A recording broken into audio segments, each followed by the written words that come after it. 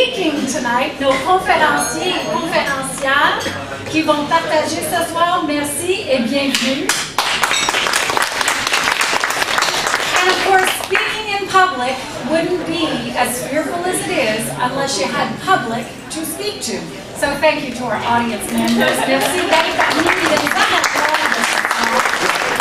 venus. So I realized we need to help, and so I had started to look into this, and as it would be, as time is, in 1999, my husband's uncle, our uncle, Uncle Oscar, died.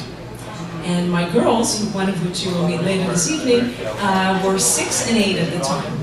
And I knew that it was very important to involve kids in the funeral process, so I said to the whole family, this is what they need, they're the right age, they understand that death is permanent, this is exactly what will help them. They knew him, they had a nice relationship with him, so I said, I think they should be part of the funeral process, and everyone was okay with that.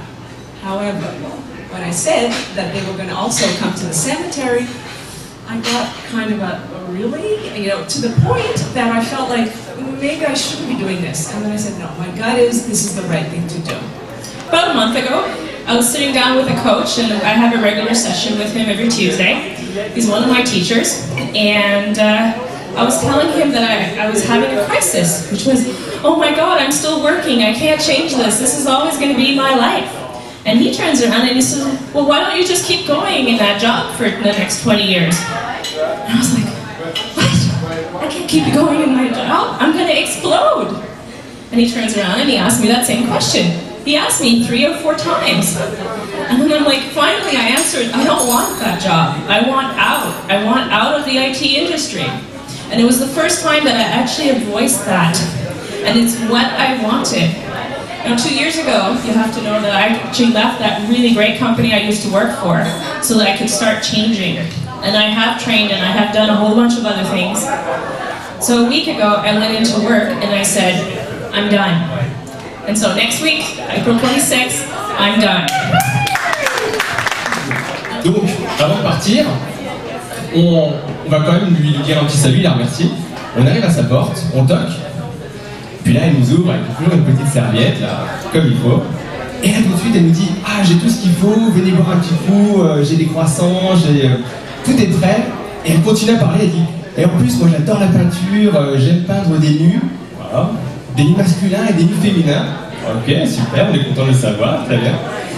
Et puis, elle continue toujours, elle nous dit « Et en plus, mon mari, vous savez, ça fait un mois qu'il est en affaires, il est parti en Afrique. Je suis toute seule, ça fait longtemps, j'ai envie un peu de compagnie. » Bon, très bien, donc je pense que le message commence à être de plus en plus clair. Bon, malheureusement, on reste professionnel. On la remercie, on lui dit qu'on a du travail, qu'on doit repartir au bureau. Et avant qu'on parte, elle nous dit quand même « Mais si vous voulez revenir à titre personnel, n'hésitez pas, ma porte est ouverte. » Bon, alors là, je me suis quand même dit, c'est un deuxième exemple, 2 mois après, ça confirme un petit peu le bouquin. On m'a dit pour être un meilleur créatif, tu dois augmenter ta conscience. C'était du chinois pour moi, ok? Augmenter sa conscience, qu'est-ce que c'est que ça? Augmenter sa conscience, c'est être vraiment connecté, ok? Être connecté dans l'espace, mais connecté avec les gens. Et ce que j'aime dans les séances de photos, c'est que j'enseigne ça aux autres. Parce que c'est pas seulement un don de faire un portrait. Le vrai don, c'est ce que vous me donnez. Et ça me fait grandir. Est-ce que vous comprenez un peu ma salade, là? Oui, par main levée, vous comprenez un petit peu? Oh ouais, c'est bon. En gros, pour faire des photographies, bref, pour faire quelque chose d'authentique, il faut que j'ai accès vraiment au plus profond de vous. Moi, je le vois, mais pour que je le montre, il faut gratter un peu. C'est pour ça que je parlais de marteau-piqueur. Bref. Je vais passer à autre chose. Ah oui, un jeune mannequin, photographie de shooting de mode, ils sont plusieurs sur la scène, ok? Il arrive bien beau avec des lunettes de soleil, ok? I'm really disappointed. I'm thinking like, oh my God, no one likes my drawing. I should stop drawing. I should give up. I'm done with this. And class ends, and my teacher comes up to me and takes my heart and posts it on next to her desk. I'm like, why are you doing that? Like, isn't mine so ugly? Everyone told me mine was so ugly. She goes, yours is the best one. I said, why? She goes, because it was different. No one else used the olive green. No one else would do that. Everyone else was the same. And I find it very funny because since I was younger, I've always found myself to be very different from other people and to feel like I'm maybe a bit of a reject and a little bit strange and offbeat. So that, from a young age, even though I didn't realize it then, I was so happy, and I never colored in a heart with red again because I was like, I don't want to be like other people. So basically, I've had 8 operations as a child.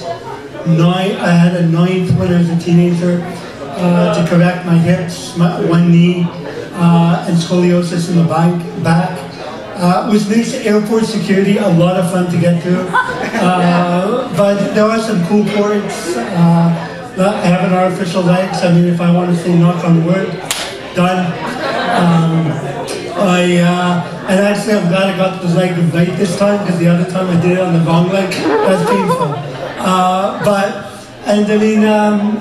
So here's the thing, like I've always kind of joked around a lot. I think that was my way of adapting to people. And I firmly believe that if we can laugh at our struggles, then it puts other people at ease.